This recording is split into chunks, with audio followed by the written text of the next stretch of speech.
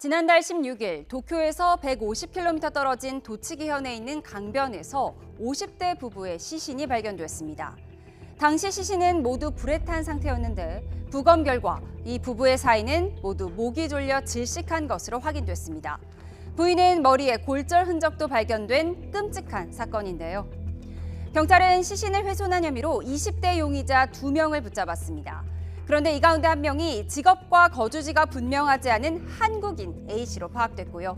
또 다른 용의자는 일본인 B씨는 NHK 드라마 아역 배우 출신으로 일본 사회의 충격이 더 큽니다. 사건 용의자는 더 있습니다. 이들에게 범행을 지시한 두 사람, 실행을 의뢰한 C씨 그리고 C씨에게 범행을 지시한 D씨입니다. C씨는 몇 차례 술자리를 같이 한 한국인 A씨 등 2명에게 자신의 차를 빌려주고 시신 처리를 맡기는 대가로 수백만 엔의 보수도 지급한 것으로 전해지고 있습니다. 체포된 용의자 4명은 모두 사망한 50대 부부와는 모르는 사이라고 진술했는데요. 결국 부부와 면식이 없고 서로 관계도 깊지 않은 용의자들이 누군가에게 의뢰를 받아 사건을 일으켰을 가능성이 높다는 겁니다.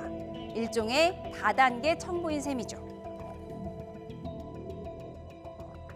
이게 왜 중요하냐면은 우리나라에서 이제 미성년인데 성년으로 넘어가는 그 사람들이 일본이나 이제 중국 같은 데서 이런 고액 알바를 미끼로 여행 형태로 가서 저런 형태로 일종의 청부 살인이나 청부 폭력에 이용되는 경우가 최근에 많이 나타나고 있습니다.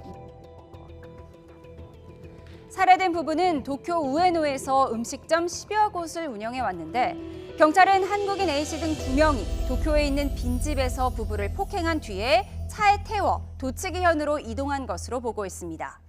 다만 부부가 옮겨질 때 생존해 있었는지 여부 등이 확인되지 않고 있고 일본인 D씨는 자신이 의뢰받은 일이 처음에는 부부를 위협하는 정도로 생각했지만 나중에 시신 처리를 해야 하는 것을 알게 됐다고 진술하는 등 붙잡한 이들이 살해에 직접적으로 가담했는지 여부가 드러나지 않아서 아직 사건 경위가 명확하진 않습니다.